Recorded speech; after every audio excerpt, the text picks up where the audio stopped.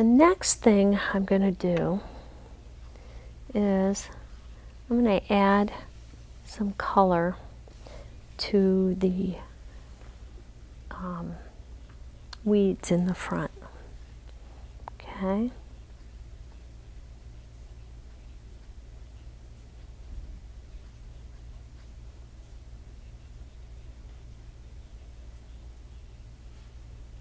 Now there's many ways that if you're working with a large brush like I am, but it points well, you can still get all this very nice detail with the point of your brush.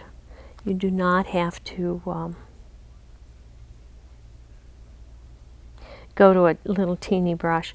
What happens is if you go to a little teeny brush, you're not going to cover large areas and you're going to get so fussy with little things. I like to recommend to my students to always use larger brush if you can. And when people say to me, I'd like to paint looser, well, one way to do it is to stand back from your paper, stand up actually, and paint. And paint with your whole wrist, your whole elbow, your arm, as opposed to with your fingers like I'm doing now. What I'm doing now is some of the, finish work, it's the detail work. But if you really want to get loose, then you don't want to paint like this. You want to make sure that you are painting with your full arm in a large brush and very quickly. And another way that you can trick yourself into painting looser is to give yourself 20 minutes to finish a painting, or a half an hour or an hour, and say, I'm going to finish this whole painting in this length of time, and that will keep you from niggling around with little details. It'll really get you moving. And that also is a good way to do it. Now I'm going to have to wait while this dries because I've got to put the fence in here. So I'm going to have to stop working on this area because this is where the fence will go over these, and I've got to let it dry. So what I'm going to do is I am going to finish putting a little bit more of the red in for the flowers, and then I'm going to move on to the foreground and paint the grass that's in the front. That'll give me something to paint while this is drying. All right, so let's do this.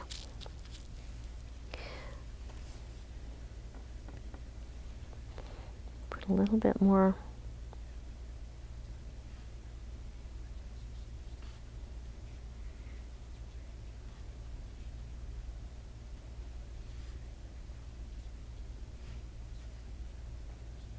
And again, you don't want to see polka dots.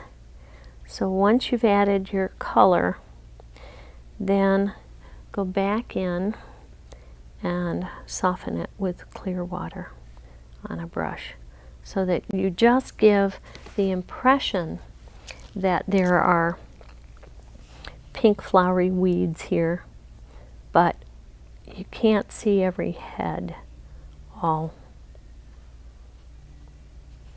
together.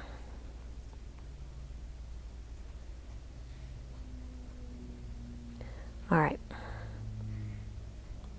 Now again, I'm going to put red in the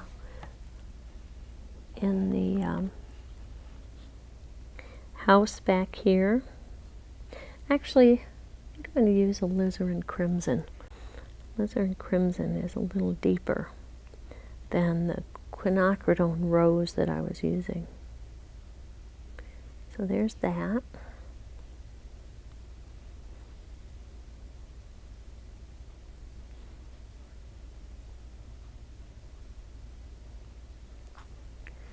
Okay.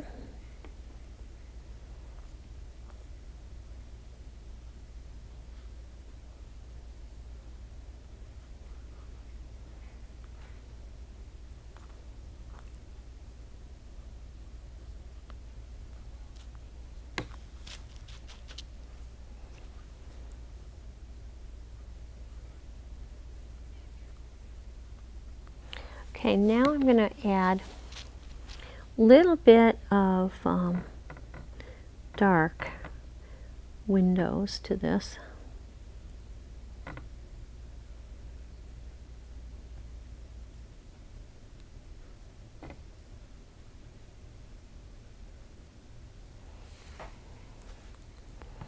I think I'll wait. I'll wait until that's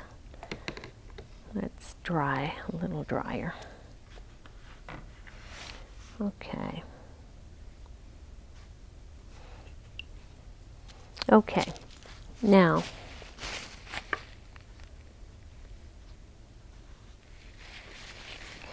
it really helps to have a hairdryer if you're working on a painting and you're only doing one and you really want to move on to the next phase.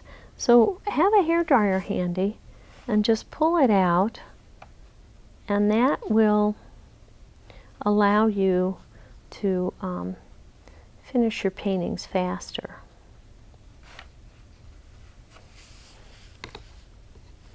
Okay, let's go back to kind of a nice green here in the foreground.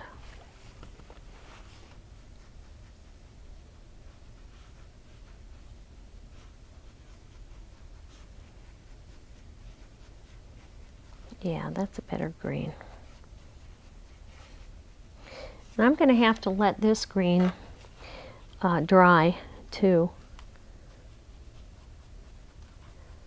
before I put the shadow in. We're going to do it like this.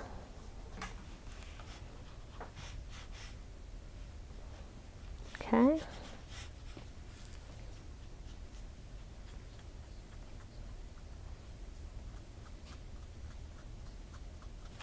So there's that.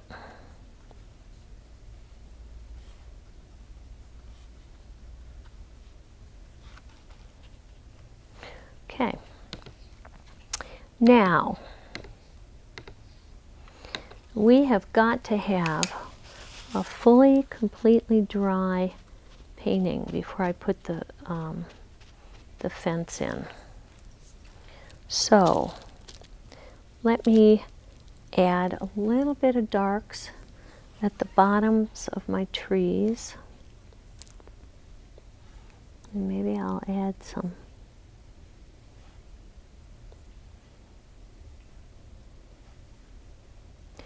of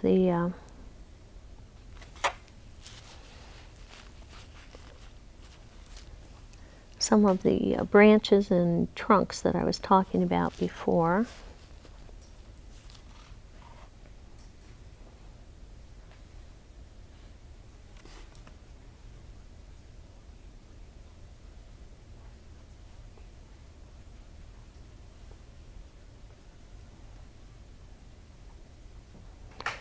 Okay, so we do that.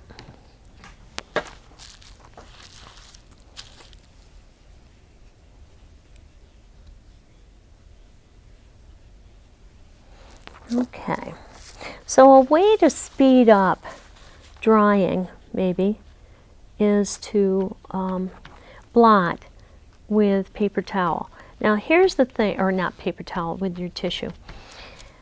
The thing is that if you do that, you could also lift up a little bit of your paint.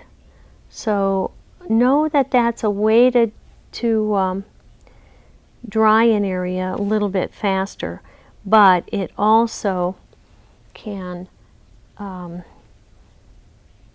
give you terrible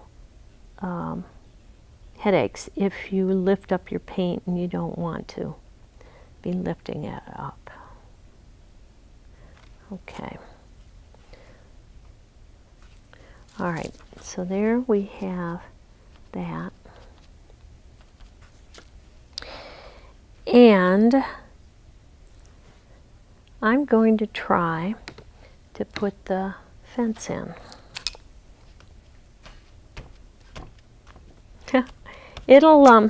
It may spread a little bit, but we're going to try anyway. All right, so now this particular fence looks to me like it has a lot of red in it. So I am going to mix more red into our dark here. In fact, I'm going to mix even more. There we go. All right, now, if you want for this, you can switch to a smaller brush. I could do it with this large brush, but let me go to, this is an 8, and it may be easier to control if I use the smaller brush.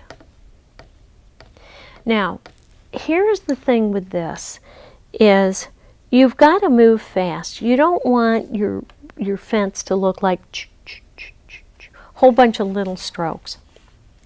So you want to charge your brush, you want to get quite a bit of paint in it, and then you want to use nice, long, smooth strokes, okay? So this is the way I'm going to do it. I'm just going to start. I'm going to do the upper layer, and I want it to go down this little hill.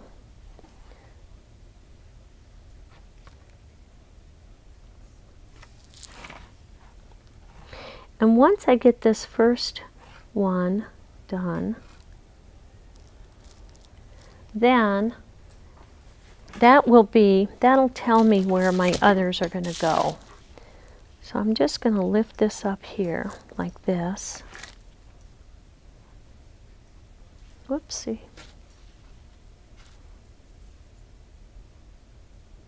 Okay.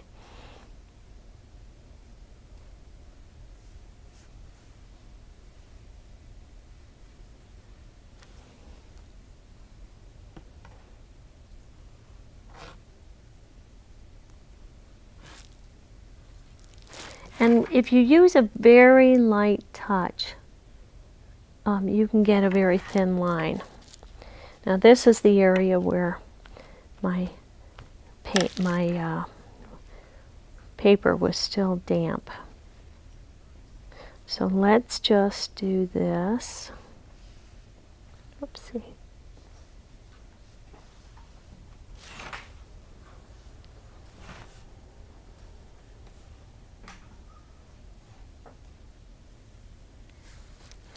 And sometimes it's best if you don't wear clunky jewelry while you're doing this. All right. I'm probably not going to be able to get this 100% really fine because it's wet, but let's just do that. All right, now I'm going to put in my crossbars, and then I am pretty much done. I'm not going to overwork this too much. I just want to have it, I want to just show you, how to start and do a still life. And you don't have to put everything in the, or landscape rather, you don't have to put everything in the landscape that is in front of you or is in your photo. All right, so now I'm going to just add the windows and the door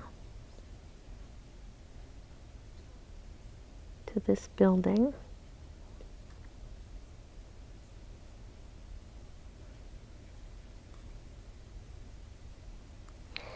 And under the eaves.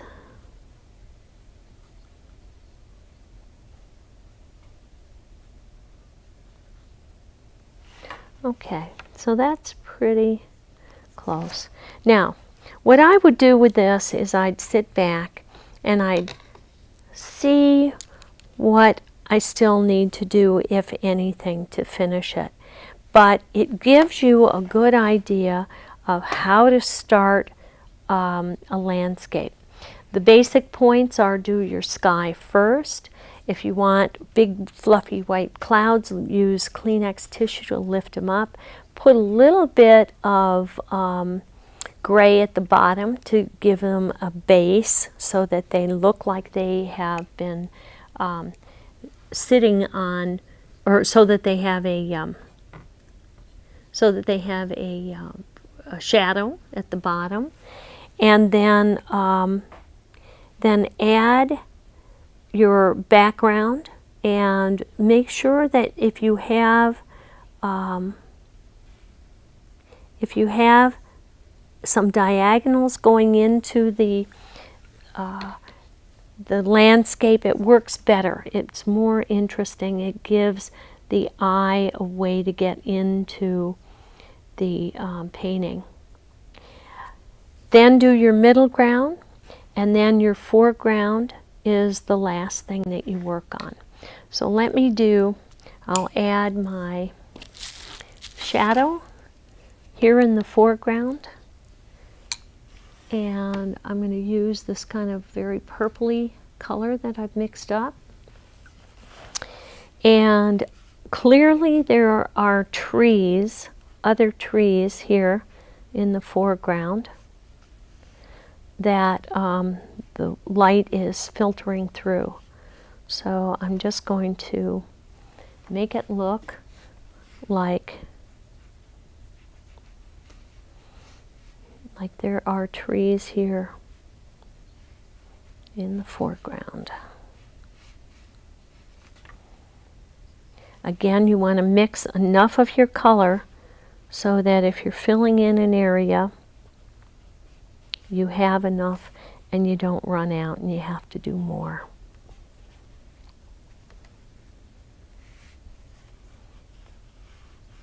Okay, I'm going to put this, there's the rest of my shadow. I'm going to put a little bit of dark in here, over here.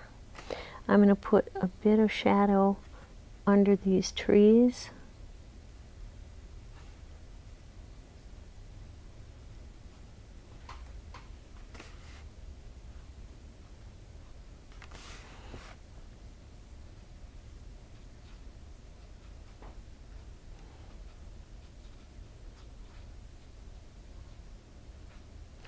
Okay, and I'm going to soften just a little bit of the edges,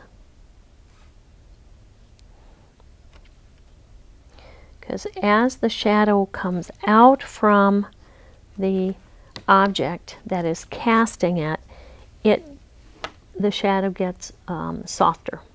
The edges get softer.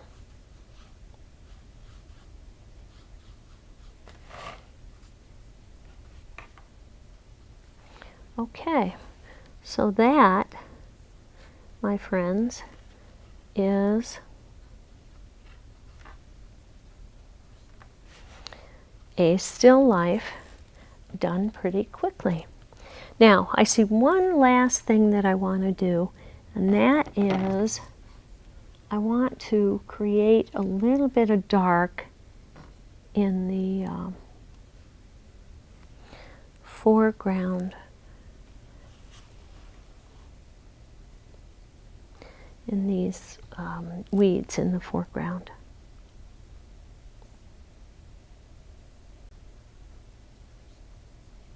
Should have been done before I put the fence in.